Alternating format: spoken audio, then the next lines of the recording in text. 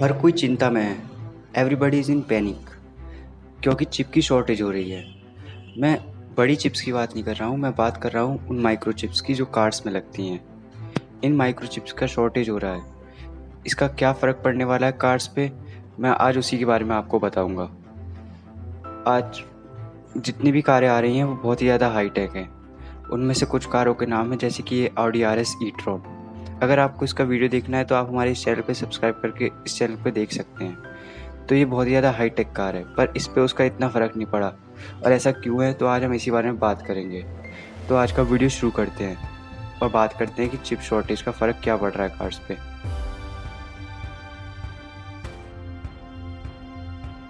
Microchips कुछ नहीं होते, माइक्रोचिप्स एक छोटे कंप्यूटर्स होते हैं जो कि कार्स में लगते हैं।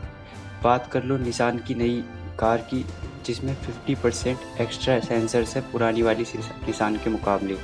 और कुछ कारें और भी ज़्यादा हाईटेक होती हैं जिनमें यूज़ होते हैं एबीएस सेंसर्स, कार्स को ऑटोमेटिक ब्रेक लगाने वाले सिस्टम्स और ऑक्सीजन लेवल चेक करने के लिए एग्जॉस्ट में। और कुछ कारें और भी हाईटेक होती हैं जिसमें rear parking sensors, automatic car brake और पार्क खड़ी हुई गाड़ी के आगे अपने आप रुक जाना जैसे फीचर्स शामिल होते हैं। तो इसे कॉम्प्लिकेटेड रहता है, इसी के लिए इसमें कंप्यूटर्स लगाए जाते हैं, छोटी छोटी चिप्स जिन्हें कहते हैं। तो आप सोच रहे होंगे अगर इनका लेवल इतने बड़े लेवल पर होता है तो इनकी कमी क्यों हो रही है।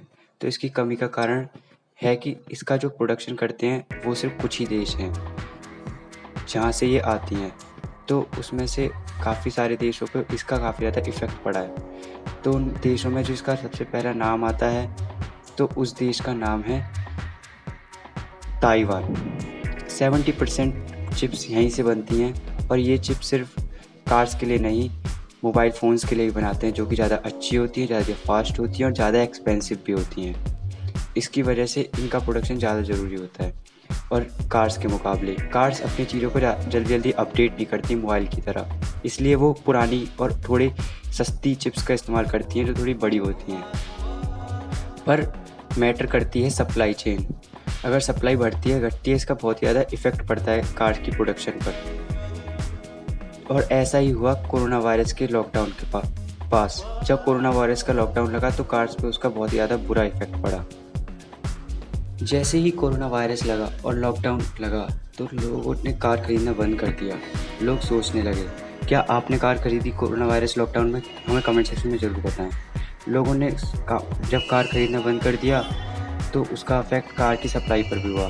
कुछ कार प्रोडक्शन कंपनीज ने अपना प्रोडक्शन लाइन रोक दी और इसी का उल्टा इफेक्ट हुआ और चिप मेकर्स पर, जैसे इंटेल को ले लो।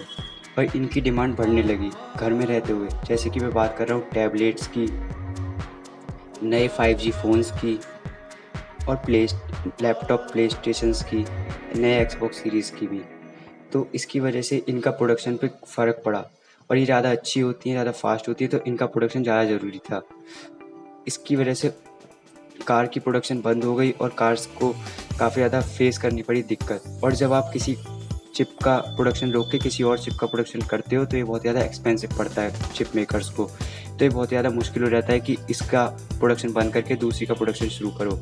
और जब कार की सप्लाई नहीं हुई तो इस वजह से आज जो कार मेकर्स हैं वो बहुत ज़्यादा फेस कर रहे हैं सिचुएशन को। 6 मंथ्स की डिलेज चल रही हैं वहाँ पर। और इसका एक कारण ये भी है कि विंटर स्टॉर्म, मैं कोरोना वायरस की बात नहीं कर रहा हूँ, असली वाला विंटर स्टॉर्म जो कि टेक्सास में आया था।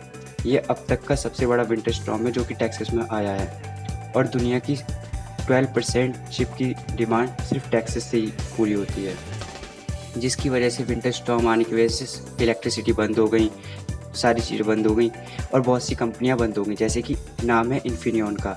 इसको 4 मंथ लगे अपनी सप्लाई चेन को नॉर्मल करने में, जो कि इसके लिए बहुत ज़्यादा बुरी बात थी।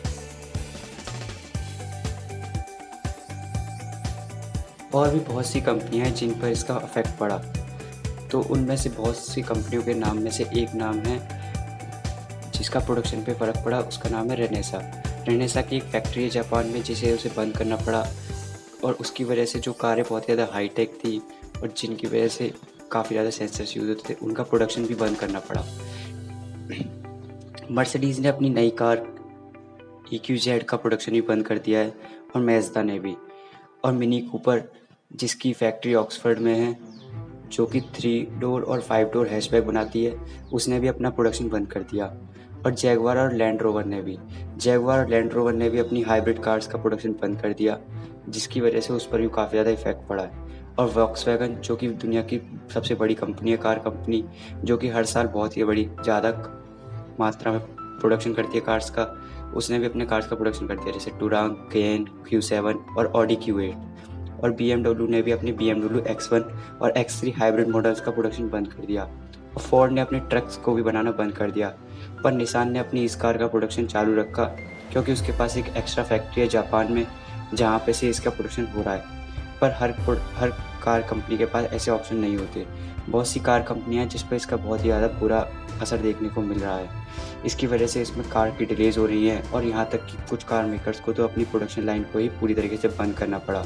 उनके पास और कोई चॉइस ही नहीं थी इसके अलावा, और ये बहुत ज़्यादा ख़राब हुआ उनके साथ। पर और कार प्रोडक्शन बंद हुआ, कुछ कार्स का प्रोडक्शन शुरू है और कुछ कार का प्रोडक्शन चल रहा है। और ऐसा क्यों है, और मैं आपको आगे बताने वाला हूँ।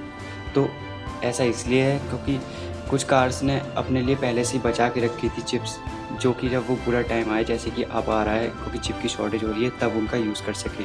उनमें से पहली कार कंपनी का नाम है हुंडई। उसने अपने हुंडई मॉडल के लिए पहले से ही चिप्स की डिमांड को पूरा कर रखा था। पर जैसे कि मैं बात कर रहा था शुरुआत में ऑडी RS e-tron की, जो कि इस पर कोई फ़र्क नहीं पड़ा इस पर।